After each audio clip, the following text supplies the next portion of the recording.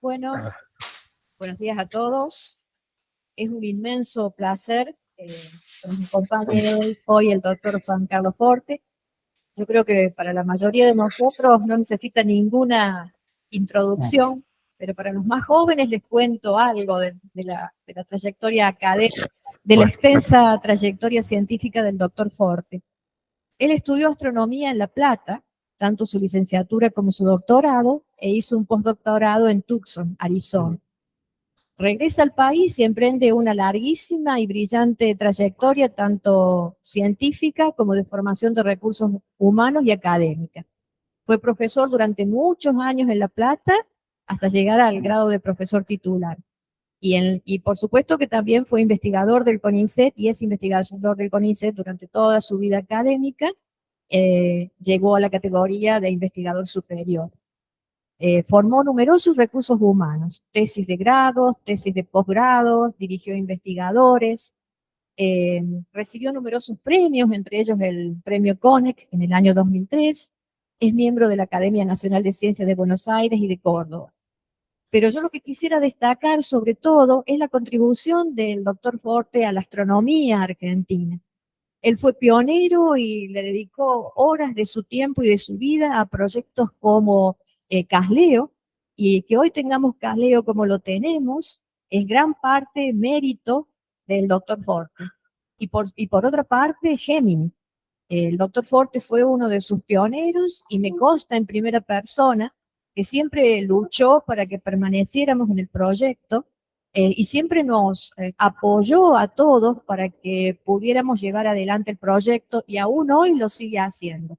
Cada vez que tenemos una crisis que son recurrentes, recurrimos al doctor Forte en busca de un consejo que nos ayude a seguir adelante y a sortear las dificultades.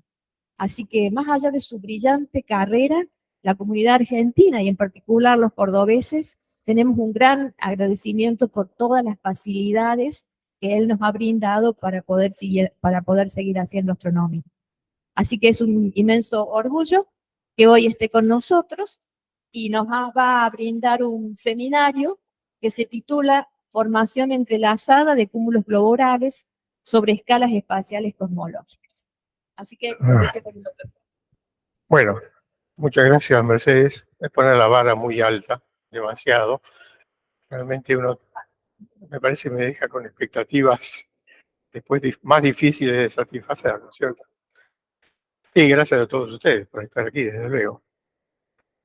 Uno de chico aprende que en las charlas profesionales uno no debe ser autorreferencial, ¿verdad? Pero como yo estoy jubilado, creo que me pueden perdonar 2 minutos de algo que me gustaría contar. Y es que hace 41 años el doctor Cersig me invitó por primera vez a venir a Córdoba. Entonces, para ubicarlos en el tiempo, en La Plata en esa época no teníamos ninguna asignatura de galaxias. Es una cosa muy extraña. La meca de las galaxias estaba aquí en Córdoba.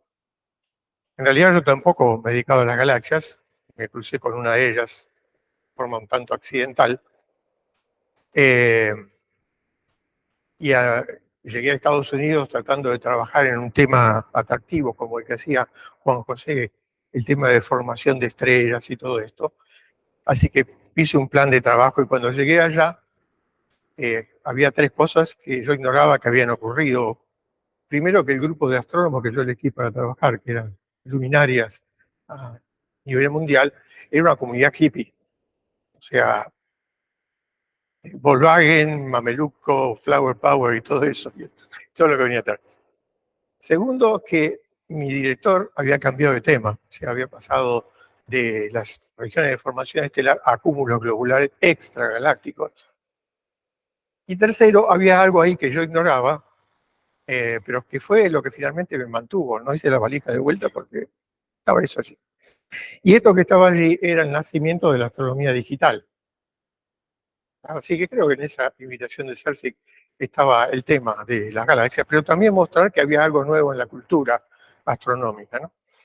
En el segundo o tercer día, allí en Kitt Peak, bajé el sótano y me encontré con varias computadoras, les llamaban mainframes, con equipos de procesamiento, etcétera. Y si el tiempo ha pasado, 5 salas como esa están acá adentro. Así que si quieren algo más traumático, todo eso que producía bueno, acá. Creo que acá hay más. Así que bueno, ahí empezó un camino un poco diferente. Esta charla tiene sus orígenes. No sé dónde puse. ¿Lo guardé? Sí, lo guardé en el bolsillo, perdón.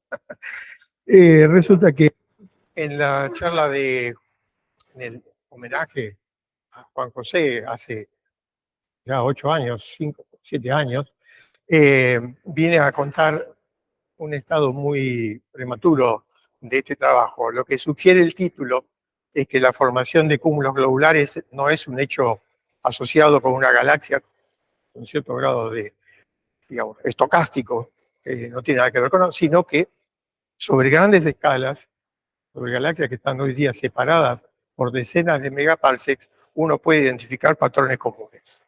Y eso fue muy sorpresivo en su momento. Entonces, ahí vamos.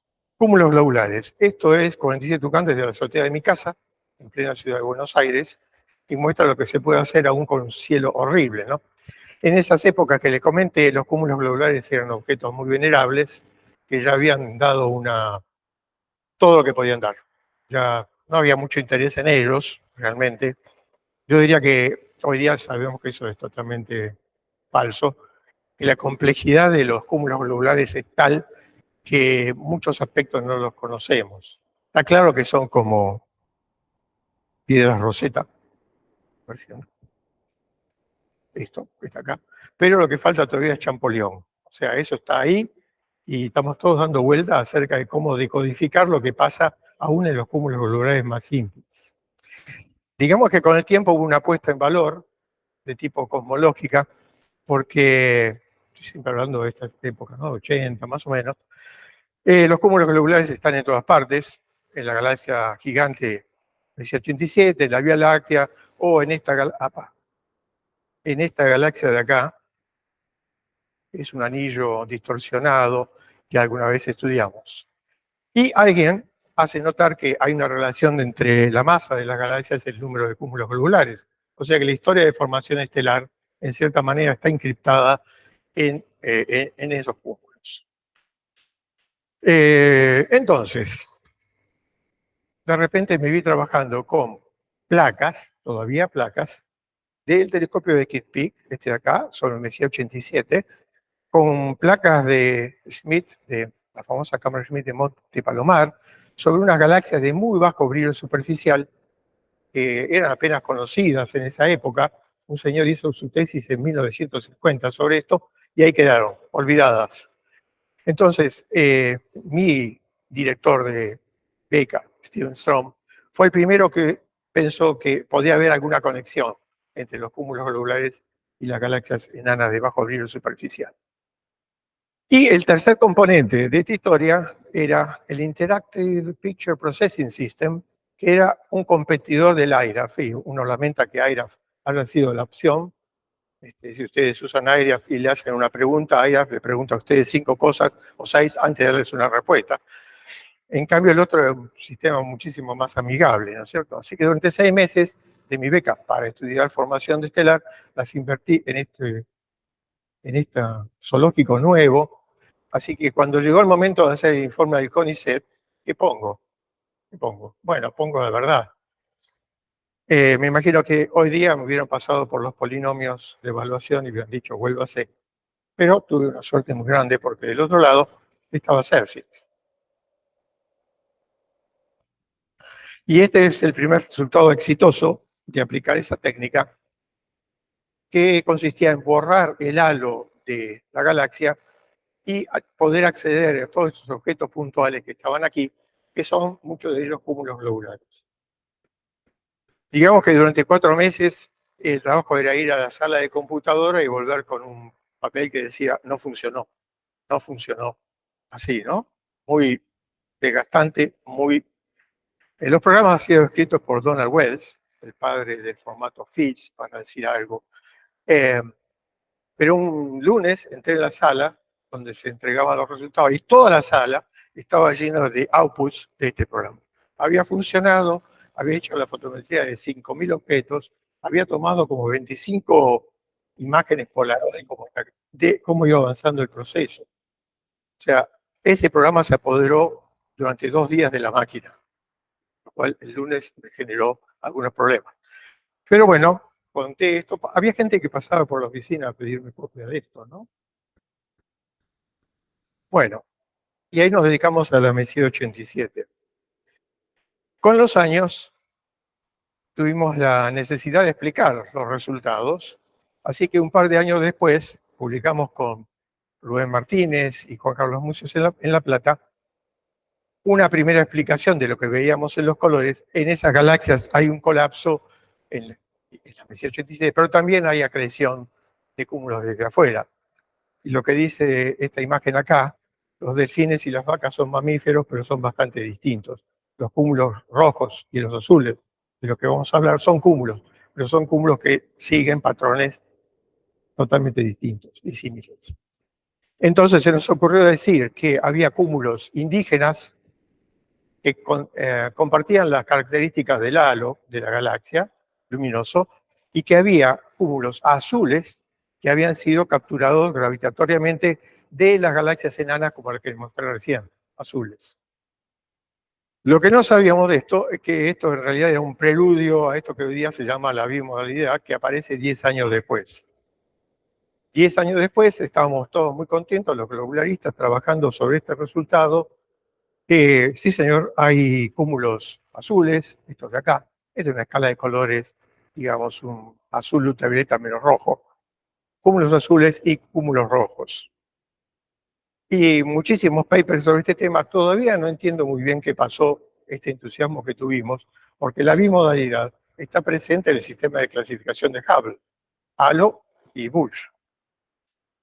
¿Cuál era la novedad? O sea, están los cúmulos rojos que tienen que ver con el bulbo y los cúmulos azules que tienen que ver con el halo. ¿No? Este es un perfil de densidad de cúmulos azules y rojos. Estos son los azules, estos son los rojos, en función de R a la 1/4. Perfiles que se pueden ajustar con un perfil de Sersic, perfectamente, o usando un perfil de Navarro-Frankie White proyectado en el cielo. Entonces, esto nos llevó a pensar que el perfil de la galaxia podía ser una combinación lineal de dos perfiles de luminosidad apropiadamente pesados, ¿no? En la parte de adentro dominan los cúmulos rojos, en la parte de afuera dominan los cúmulos azules, y si uno los mezcla con cierta proporción, reproduce el perfil de la galaxia, lo cual es un fuerte argumento en el sentido que mencioné al principio, que los cúmulos cuentan esta historia. En el año 2014 aparece Illustris, The Next Generation, y más allá de me pareció maravilloso los primeros videos que aparecían, y por ahí a un redshift de 1,5, por acá, empezaban a aparecer estas burbujas resultado de la actividad de los núcleos de galaxias activas, precisamente. Burbujas que aparecían esporádicamente, llenaban grandes volúmenes de espacio, y mi primera pregunta fue si de esos fenómenos podía haber alguna marca en alguna parte. Y se me ocurrió, veamos qué pasa con los cúmulos globulares, porque si los cúmulos se han formado a muy altos redshift, es posible que podamos detectar algo del efecto de estos núcleos. El único problema en este cuadro es que el Z es 1,5 y los globulares vienen de Z mucho más altos. Entonces, lo que usé fue esta técnica, buscar el pañuelito blanco, ¿no? Si uno mira una multitud de gente vestida de diferentes colores, ve una mezcla más o menos amorfa, indescriptible en términos de colores, pero si todos tienen un pequeño pañuelito blanco, aunque sea muy chiquito, ese efecto acumulativo va a aparecer. Entonces, en vez de mirar a las galaxias, en vez de mirar los árboles, miremos al bosque. Y el bosque fue originalmente el Advanced Camera Survey con el Hubble, que se hizo en Virgo, en el año 2009 y en Fornax en el año 2015. Estos dos trabajos tuvieron 20 o 30 papers y después quedaron allí, la gente no los volvió a usar, hasta que, bueno, fui a curiosear esto. La expectativa es que uno debía encontrar en los diagramas compuestos dos picos, un pico azul y un pico rojo, como veíamos en todos lados, ¿verdad? Entonces, aquí está la galaxia, un diagrama magnitud-color de la galaxia de Virgo y Fornax. Las negritas son los de Fornax, un poquito más azules que la de Virgo. Solo puse allí un efecto sutil, un poquito más azules. Efectivamente, las galaxias gigantes tienen bimodalidad. En las galaxias intermedias, los cúmulos rojos van desapareciendo a medida que el bulbo de la galaxia desaparece y finalmente uno se queda con las últimas galaxias, las más débiles, dominadas por los cúmulos azules.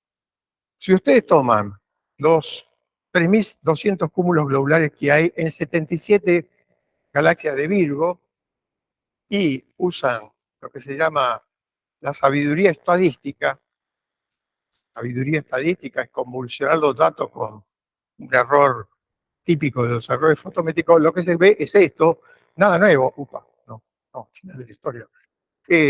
No hay nada nuevo acá, ¿no? Un pico azul, un pico rojo. Pero los cúmulos globulares débiles ya vienen convolucionados con los errores. O sea, si hay alguna estructura, los errores se encargan de borrarlo. Y si uno encima le mete un suavizado, esa estructura eventual desaparece totalmente. Y los cúmulos brillantes tienen errores fotométricos mucho menores, y ahí es donde uno puede ver esta estructura, le estamos poniendo un error muy grande, y también, en pocas palabras, uno borra todo con esto. Ahora, ¿qué pasa si en vez de un kernel de 6 centésimos en el color G-Z, que es el que usaba el telescopio espacial, hace kernel a la mitad? Si uno hace eso, ve que aparecen todos estos piquitos que se ven acá. 1, 2, 3, 4, 5. El sexto no se ve del todo bien. Entonces, eso también tiene una explicación muy simple. Le ponemos los errores poissonianos de conteo y uno se va a dormir tranquilo. Ya está. Estos son fluctuaciones estadísticas. ¿Son fluctuaciones estadísticas? Entonces, tenemos que ver si esto es así o es otra cosa. Entonces, yo usé el método Flintstone primero, también conocido como método de Vilma y Pedro. Picapiedra, ¿se acuerdan? Dibujito. ¿Qué pasa si empezamos a dividir la muestra? La dividimos en 2, en 3 y en toda la cantidad que ustedes quieran. Si es un patrón al azar, ese patrón no sobrevive, es muy frágil. Pero si ustedes dividen esta muestra en términos de galaxias más brillantes, galaxias más débiles, cúmulos globulares, ese patrón siempre aparece. Y acá hay algo que no había hecho, que es dividir los cúmulos de todas las 77 galaxias, las que están dentro de 30 segundos de arco del núcleo y las que están lejos. Y los picos están ahí y están en la misma posición, que son estas líneas verticales punteadas. Hay un único entrometido acá, que dentro de un rato les muestro. Pero esto es muy curioso. Entonces, en vez de usar el método Flintstone, o de dividir y dividir, opté por cambiar un poco la estrategia y usar algo similar al bootstrapping, que básicamente es tomar un conjunto de datos y tomar al azar submuestreos y volver a repetir sobre ellos todo el proceso, o sea, buscar picos, etcétera, etcétera. Y después de que uno lo hace 500 o 1000 veces sobre la misma fuente de datos, lo que obtiene es un espectro de la posición de los picos, ¿no? Uy, esto se usa mucho en estadística con otros fines. Bueno, el método que acabo de contar lo publicamos en el año 2017, poco después de la reunión de Juan José. Yo no sabía cómo llamar este fenómeno y ahí se me ocurrió la palabrita supragalactic, o sea, es un patrón que excede la escala del tamaño de una galaxia y está presente en muchas galaxias del cúmulo de Virgo. Aquí les muestro las 13 galaxias más brillantes en Virgo, que no son gigantes, y lo que se ve es claramente el patrón 1, 2, 3, 4, 5, 6, 7, Y esta línea azul de acá abajo es lo que sale de hacer el bootstrap sobre 3.500 cúmulos en 77 galaxias. O sea, no hay ningún otro patrón que compita con este, ni estadístico, ni ruido estadístico, ni otro patrón intrínseco. Es el mismo en todas partes. Entonces avanzamos un poquito más. Si vamos a ver a Fornax, 6 galaxias en el mismo rango de magnitud absoluta. Alguna vez voy a aprender a usar esto. La izquierda es Virgo, esas 13 galaxias brillantes que les mostré. Y la derecha es Fornax. Y las líneas punteadas están en la misma posición, excepto que acá las corrí 4 centésimos. Ese efecto que les comenté al principio. Y el patrón es el mismo, tanto en Virgo como en Fornax. Lo cual es curioso. Probablemente la diferencia más grande es que en Virgo hay una población de cúmulos muy azules que no está presente en Fornax. Después, en el año 2019, les pedí a un conjunto de colegas con los cuales he trabajado a lo largo de los años, con la idea de que ellos destruyeran el patrón. Busquen alguna manera de que esto no aparezca. Y bueno, por suerte no pudieron, por eso estoy hablando hoy acá. Y al contrario, fuimos a 4.300 cúmulos globulares y el patrón está clarito en este diagrama de color, acá, magnitud, ¿no? Y acá se ve que está la estructura y se ven los valles. Este es el pico entrometido que les mostré antes, que bueno, está ahí, puede ser una cosa, pueden ser cúmulos globulares o no. Bueno, la cosa siguió avanzando y entonces cuidado con el perro. Y el perro puede ser que todos estos resultados tienen que ver con un solo color, que es el G-Z del telescopio espacial, no hay. Pero los cúmulos globulares tienen comportamientos de color bien complejos, ¿no? Entonces aparece Gemini y esto nos permite saltar de un espacio unidimensional a un espacio que tiene muchos ejes, ¿no?, de color.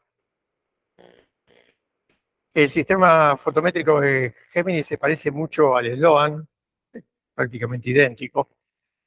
La diferencia es que ahora podemos definir 10 índices de color y 45 relaciones color-color. O sea, para que un objeto sea considerado un cúmulo globular, hoy día, con estos criterios, la cosa es mucho más restrictiva. Así que, bueno, lo que hicimos fue... esto es una cosa que quería contarles. Si uno ve esto en el espacio de 3 dimensiones, definido por los filtros G-Z, R-Z y G-I, esto es la mezcla de todo, cúmulos globulares, galaxias, estrellas de campo, etc. Y si uno lo mira de otra perspectiva, ve esto. Lo que muestra es que uno no puede rescatar a los cúmulos simplemente sobre un plano. Siempre va a haber contaminación. Entonces hay que irlos a buscar en el espacio. Hay que buscar en el espacio de colores, no en una proyección. Entonces necesitamos saber dónde están los cúmulos reales. Estos son cúmulos verdaderos. 4 relaciones de color. Medimos con Gemini, hicimos relaciones suavizadas, valores modales, ajustados. Esto lo hicimos para las 45 relaciones color-color.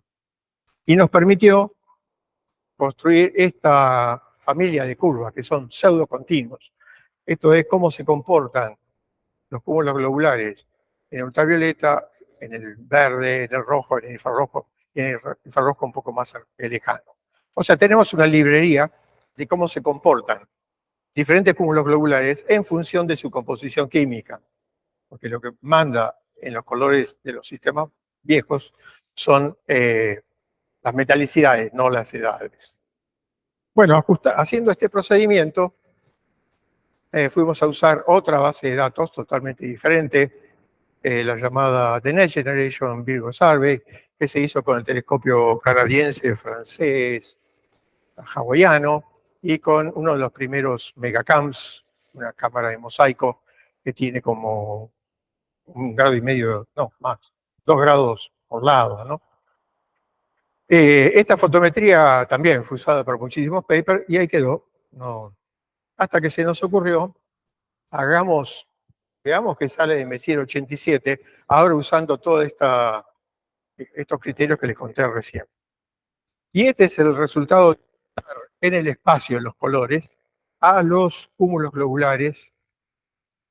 Esto que ven acá es la frontera entre los cúmulos globulares reales, o candidatos más fuertes, y esto de acá son objetos de campo, dentro de 60 minutos de arco, o sea, una punta de kiloparsecs. Y aquí les muestro cómo esta técnica de ajuste rescata a los cúmulos globulares genuinos en el cubo definido por el color U-Z, G-Z, G-I, G-Z. Bien. Una cosa que nos dejó contentos es que los cúmulos globulares que rescatamos están muy de acuerdo con la relación de colores en los modelos de Bressan, que empezaron en el 2012 y se van actualizando año a año. Así que eso, muy bien, felices y contentos. A la izquierda ustedes ven los cúmulos globulares, candidatos, con el criterio de 5 colores, y a la derecha los objetos que el programa rechazó, objetos de campo. Por ejemplo, acá se ve los errores, el mosaico central tiene un problema cosmético muy severo, que afecta a los objetos que están en esta zona. Pero si miramos la galaxia con un poquito de atención, a mí lo que más me llamó la atención es la existencia de estas estructuras radiales, especies de streamers, que salen del centro de la galaxia hacia afuera. Por ahí en algún momento Mario me hizo notar que acá hay otros más. Hay una cantidad, y que no son resultados del manejo, son artefactos, porque no se ven en los objetos que rechazamos como. Bueno, esto da para más. Hay uno de estos filamentos, este de acá, que decididamente es real, tiene velocidades radiales y ¿bien? Ahí están. Así que no hay razón para pensar que estos otros no tengan la misma naturaleza, pero no hay datos. ¿Qué pasa si ahora mira uno los 5 minutos internos, de 1 a 5 minutos de arco, en radio galactocéntrico, ¿no? Y esta es la estadística. 1, 2, acá hay uno que falta, 3, 4, 5, 6, 7. Están los mismos picos en este campo que no incluye ninguna de las galaxias de la que hablé recién. O sea, no hay una contaminación cruzada. Esta es una muestra totalmente independiente. Y lo que está acá abajo es el bootstrapping sobre las 77 galaxias que les mostré recién. 1, 2, 3, 4. Eso es un patrón que se repite. Bien, si lo miramos en términos de radios galactocéntricos, aquí también hay un argumento para hablar en términos de cúmulos globulares rojos. Este es el radio mediano de los cúmulos globulares candidatos más fuertes. Y acá hay un break, se ve en este color, y acá empieza la otra familia, la de los cúmulos azules. Entonces esto también es un argumento de que hay dos familias separadas en esta historia. Bueno, veámoslo en dos colores ahora. A la izquierda arriba hay un diagrama G-I contra G-Z con los cúmulos azules, 1, 2, 3, 4. A la derecha están los cúmulos rojos, 1, 2, 3, 4. Y este es un diagrama compuesto. Entonces, para mí es muy significativo que esta estructura se mantiene detectable sobre un radio galactocéntrico de medio grado, prácticamente. Para que esto ocurra, esas componentes no tienen que tener gradiente de color. Eso es algo notable. Sin embargo, como cada componente alcanza radios galactocéntricos más grandes cuando uno va hacia el azul, se puede tener un gradiente cuando uno no discrimina los puntos. Si uno mira en el azul, ahora el U-Z, se ve clarito que hay dos componentes. Esto es lo que uno ve dentro de ese medio grado. En la parte interna domina la componente más roja, en la parte externa la componente azul. Bueno, esto da origen a una discusión sobre el llamado blue tilt. Blue tilt es, si ustedes miran este diagrama, los cúmulos parecen correrse hacia la derecha, pero en realidad lo que está pasando aquí es que la componente que domina es esta. Y cuando uno se va afuera, la situación se invierte y el diagrama se endereza. Bueno, eso es otro. ¿Qué pasa en el grupo local? Porque si esto está pasando en Virgo y en Fornax, bueno, pasará algo. Bueno, en el grupo local, la única galaxia elíptica que tenemos es esta 5128, Centaurus A, muy intimidante desde el punto de vista fotométrico, porque uno tiene allí, bueno, están los jets famosos y las corrientes de estrellas OB que fueron detectadas ya en la década del 80 por John Graham. Y también si uno hace la remoción del halo, ve todas estas arrugas, el resultado de mergers que ha sufrido esta galaxia. Bueno, el problema más serio de 5128 es que está a muy baja latitud galáctica y hay un montón de estrellas y hay una contaminación imposible. Igual fui a ver la fotometría que hizo Douglas Geiler y adivinen qué. Entre 15 y 27 minutos de arco, uno, el segundo no lo veo, 3, 4, 5, 6, 7, en el mismo lugar. Digamos, y además la comparación entre esta estructura y la de Virgo da una RMS de poco creíble, menor tipo centésimo. Bueno, esto no lo publicamos porque dijimos, no lo va a creer absolutamente nadie. Pero hace 2 años aparece un trabajo sobre esta galaxia que discrimina los cúmulos globulares usando los datos de Gaia. La Gaia permite identificar cuáles son estrellas y cuáles son los más probables cúmulos. Estos autores también le dan una probabilidad de pertenencia, una probabilidad de que sean cúmulos globulares. Y si uno mira, sí, esto es el trabajo que les acabo de mencionar, que usaba el telescopio blanco, y la cámara, la Dark Energy Cámara, que está acá. Hughes et al. Hughes et al. Hacen esto y que aparece ahí nuestros famosos patrón. Estos son 554 cúmulos con una probabilidad de 0,85, mayor que.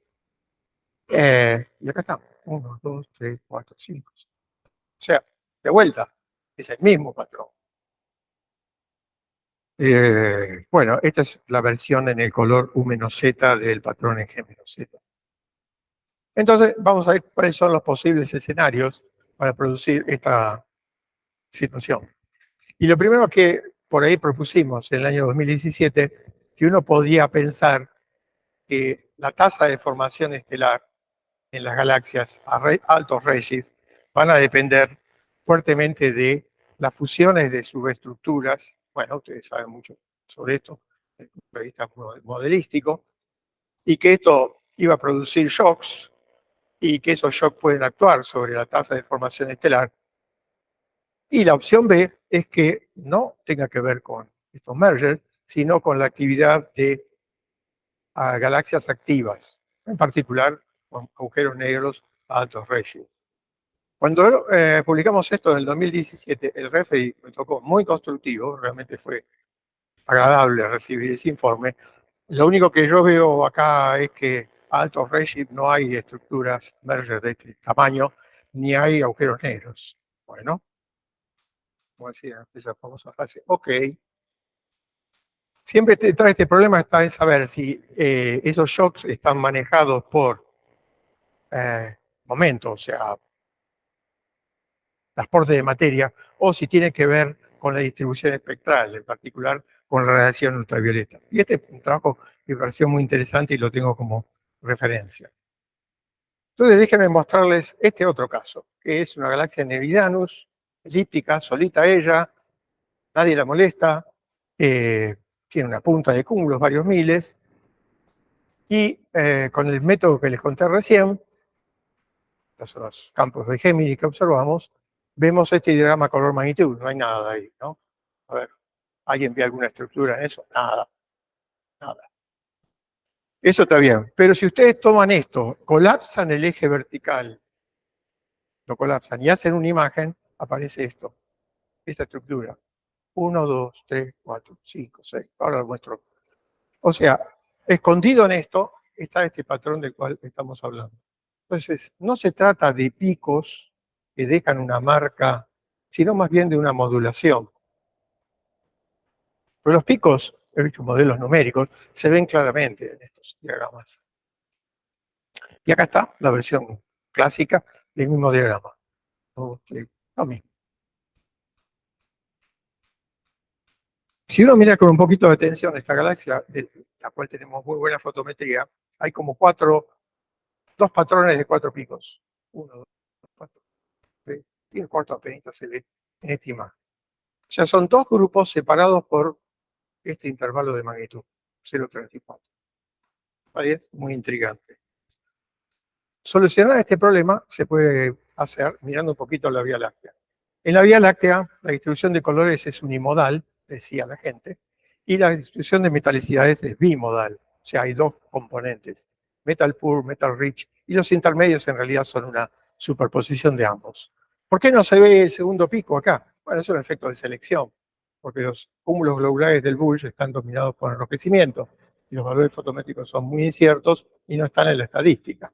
Pero en cuanto a metalicidades, son dos familias, más aún. Son dos familias que son dos relojes separados, ¿no? La metalicidad es un reloj, y entonces tenemos acá un eje de edades y acá un eje de metalicidades. Los cúmulos azules siguen este reloj y los cúmulos rojos este de acá. O sea, hay una diferencia de composición química, pero los dos son paralelas. Y bueno, también se ve acá un enlargement de esta región. Hay un trabajo más actualizado que hizo Amina Helmi, pero la conclusión es exactamente la misma. Entonces, la hipótesis sobre la que empezamos a trabajar es que si hay un estímulo, pongamos, por ejemplo, acá, cuando los cúmulos tienen 11 gigaaños y hay un estímulo externo, esto va a afectar a los cúmulos azules y a los rojos. Un mismo estímulo actúa sobre las dos poblaciones. Y esa es la base de este estímulo. ¿Qué es? Pregunta. Hay algo más para ver en la Vía Láctea. Primero menciono el trabajo de Rich, que hizo un relevamiento fotométrico de la composición química de las estrellas del Bulge en la Vía Láctea. Muy interesante, pero ya de entrada, Rich tira por la borda la posibilidad de que sea una distribución discreta como esta que acabo de mencionar. No tiene sentido físico, y si no tiene sentido físico, no la voy a analizar, lo cual es un poco, digamos, muy a priori la conclusión. Pero hay otro que sí me gustaría mostrar, muy ingenioso, porque lo que usa este grupo de gente con Bensby es esperar un fenómeno de lente gravitacional. O sea, tienen los monitores mirando hacia el Bulge, cuando aparece un fenómeno de lente, multiplica por 5, por 10 el brillo de la estrella, van y lo observan con un espectrógrafo de alta resolución. Y cuando hacen eso, bueno, no, para atrás, ahí está. A ver, ¿qué ven ustedes acá? Picos. 1, 2, 3, 4, 5. Y es una distribución con un skew hacia el rojo, porque las estrellas del Bulge son de alta metalicidad.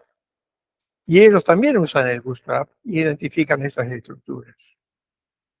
Yo me comuniqué con estas personas, Bensby, etc.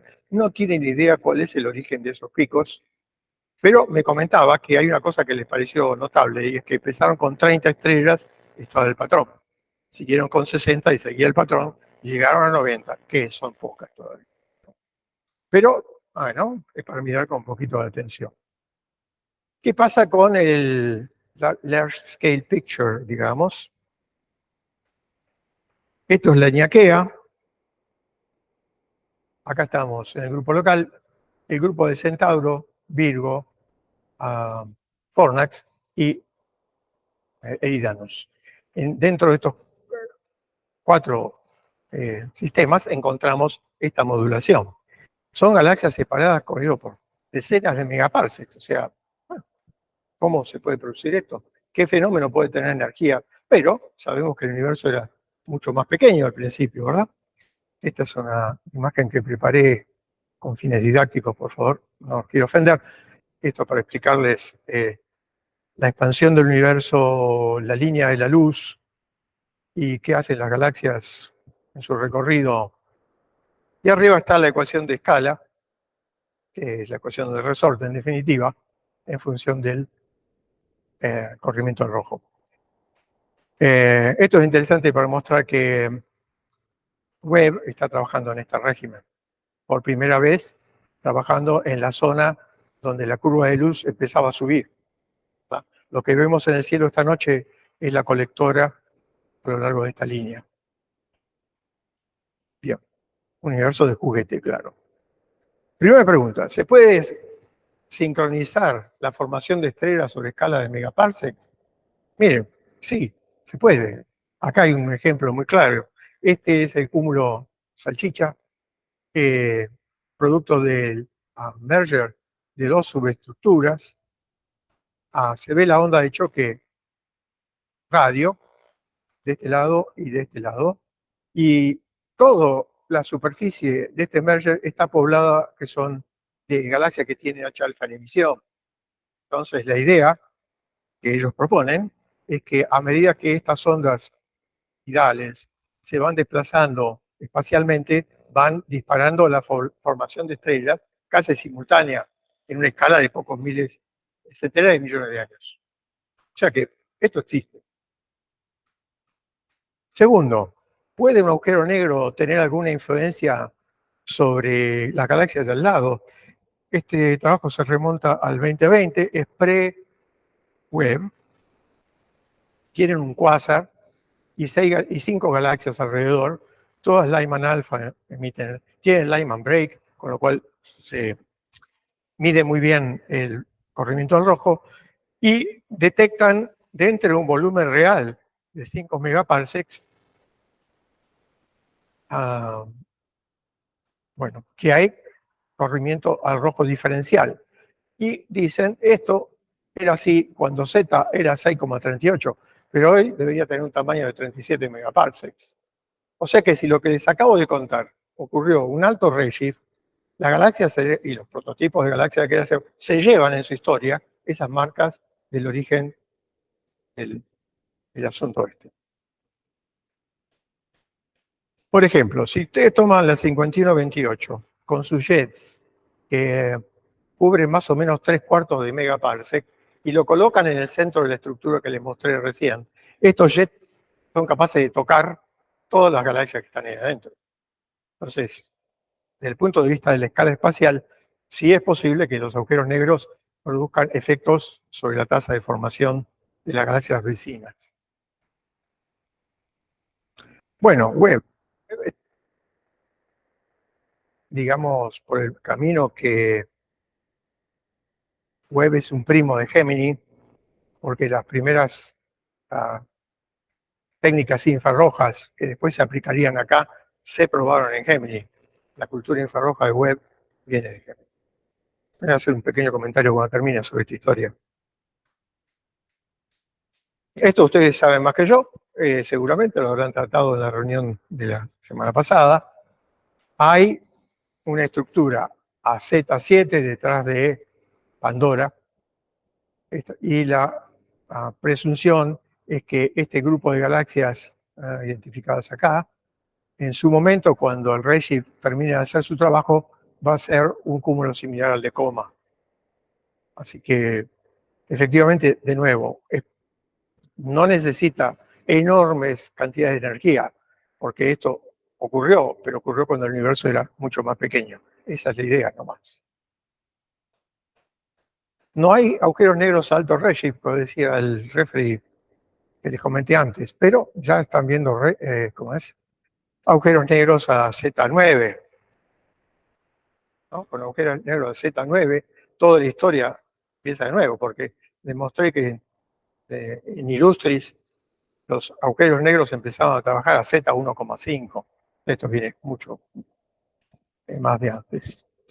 Entonces, en este momento lo que estamos haciendo es tratar de digerir la cantidad de papers que está publicando Webb. En este momento hay una especie de tormenta con diferentes opiniones, medio que se lo lleva uno por delante, ¿no? Y por un lado, tal vez haya que esperar que esos resultados tomen una forma un poco más consolidada. y trabajando con alguna gente en plasmas para ver cuáles serían las características que debieran ser, tener esos shocks para alterar la formación estelar, la tasa, ¿no? Bueno, creo que terminé, a ver.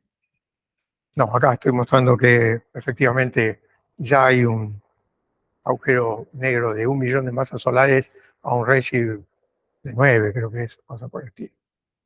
Bueno, lo único que, muchísimas gracias por la paciencia. Para terminar esto, creo que las críticas que había contra estos análisis eran errores instrumentales, contaminación de campos, estudio estadístico, creo que esto lo hemos podido, podemos mostrar que no es resultado de esto, pero si el patrón existe, también hay un problema porque la gente usa diferentes escalas fotométricas, diferentes maneras de corregir el enrojecimiento extragaláctico y de repente alguna galaxia ha tenido su propia historia, además de lo que acabo de contar. Así que la naturaleza física, por un lado, es muy difícil que esto sea un proceso interno de una única galaxia y se repita en todas, muy difícil, con ese sincronismo, o que esto sea un proceso externo como estamos sugiriendo en este momento, ¿no? Así que muchísimas gracias por la paciencia.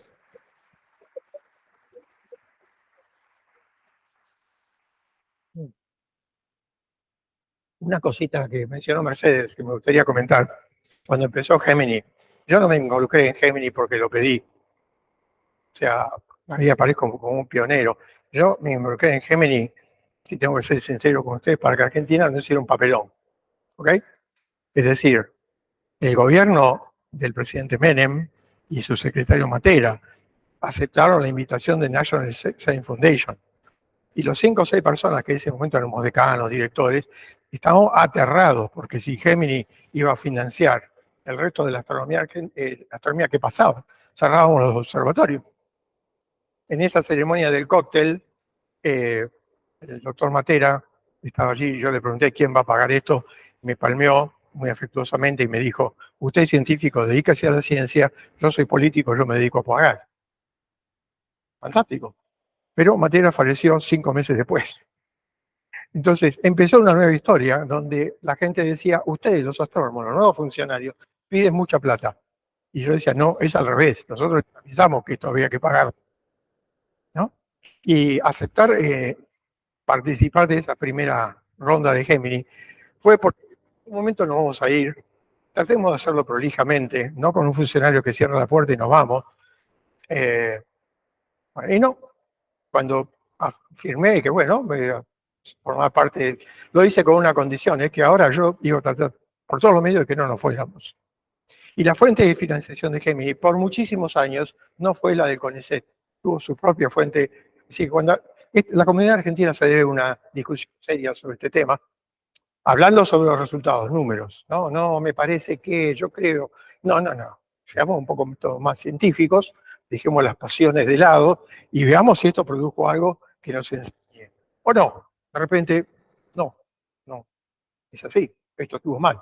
Pero si uno mira las tesis, mira los productos, etcétera, va a ver que realmente una participación exitosa y que además nos muestra que la astronomía actual tiene un grado de complejidad que no se compara para nada con lo que solíamos disfrutar, comillas, hace unos pocos años. Bueno, eso, esa era la aclaración. Doctor, ¿alguna pregunta, comentario? Quedaron tan aplastados con esta Quedaron- demostración quedamos de... Mario. Sí, sí. Bueno, Siempre bueno volverte a escuchar. Hay algunos picos que por ahí mostrás así, que uno, en principio, mi ojo los hubiera elegido como otros picos y vos no los tenés marcados. ¿Eso es por algún motivo, digamos, de que te quedas solo con, no sé, 7 de los que uno a ojo 10 hubiera claro. De elegido? repente algunos picos no los detectas porque están montados sobre el gradiente. Por ejemplo, los cúmulos azules tienen su pico y después se vienen para abajo. Y si uno pone un piquito allí, con esta técnica no lo ves. La técnica de suavizar. Lo ves cuando haces el bootstrapping. Ves que hay un piquito Porque en definitiva lo que hace esto es medir los colores, suavizarlos, buscar donde la derivada se hace nula y decir, ahí hay un pico. Pero si eso está montado en una estructura muy vertical, no, esta técnica no lo detecta. Así que esta observación es muy atinente, ¿no? Y después hay picos. No se olviden que esto sigue siendo una identificación fotométrica.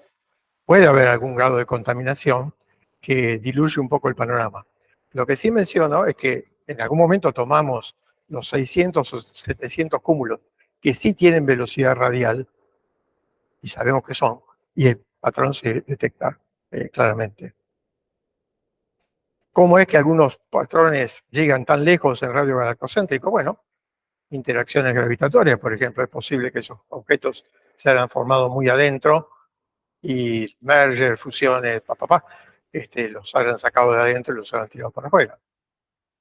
Todo especulativo. Pero bueno, me pareció interesante esto porque de repente tenemos a z igual a 0 algunos indicios de lo que pasó muy al principio, ¿no? Y con Webb esto lo podemos probar también, con un poquito de tiempo. Sí.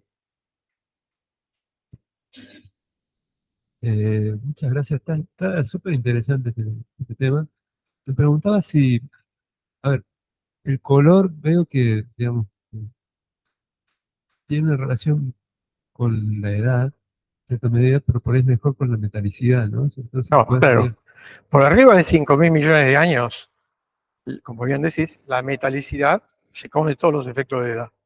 De hecho, estos colores están totalmente degenerados en el rango de 10 gigaños a 14 gigaños. Vos tenés eso y no sabés qué es. Ahora, hay una relación que se ve claramente en la Vía Láctea, edad-metalicidad, y que en las galaxias lejanas hasta ahora ha sido difícil de detectar. Se han usado los índices de Lick y qué sé yo, pero todavía los errores son grandes. Cuando uno usa índice de Lick, por ejemplo, en otras galaxias, con Gemini o Keck o lo que sea, alcanza a ver que hay dos grupos de vuelta, rojos y azules, pero la dispersión todavía es muy grande, ¿no? Sí. Justamente mi pregunta era si se veía también estas multipoblaciones, por ejemplo, distribuciones de metalicidad. Bueno, eso es interesante para mí, porque para mí fue una sorpresa lo que mencionas, porque para que esto funcione, la velocidad de enriquecimiento químico de todas las galaxias tiene que haber sido la misma. Hay razones para mostrar que pudieron haber sido la misma, ¿verdad? Obviamente, las galaxias menos masivas interrumpen su maduración en metalicidad más rápido que las más, ¿no? Pero es como que es un reloj en fase. Y uno vuelve a especular que a altos muy redshift muy altos, esto tiene que haber pasado en un lapso muy corto. Estamos hablando de, por ahí hice una cuenta muy estimativa, del orden de 1,2 gigaaños. O sea, muy rápido. Después la historia del universo ha sido muchísimo más compleja, como se ven los modelos, etc. Pero en ese momento que estaba un amasijo todo junto, que probablemente ha pasado esto, ¿no? Pero es un tema para explorar, tal como lo decís. Muchas gracias.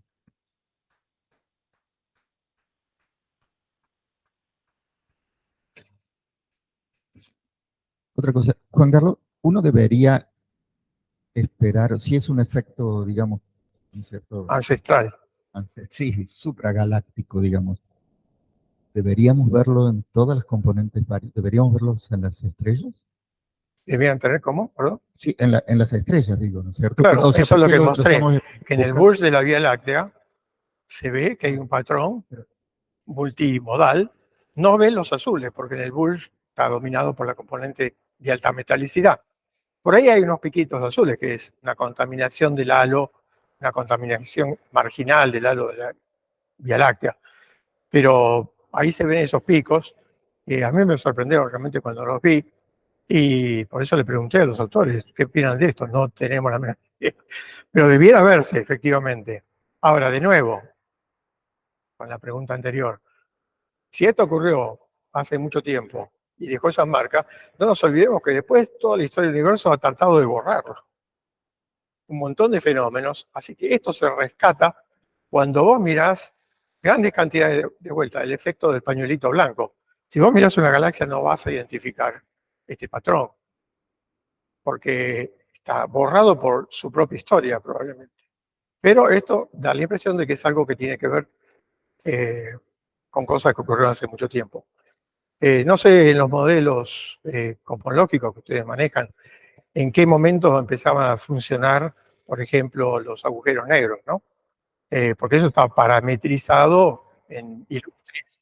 Pero ahora esto muestra que hay que tirar las cosas mucho más a Recife Alto, ¿no?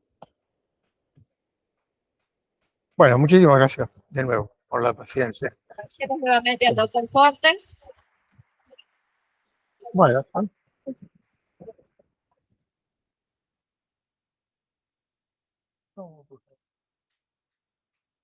gracias a ustedes.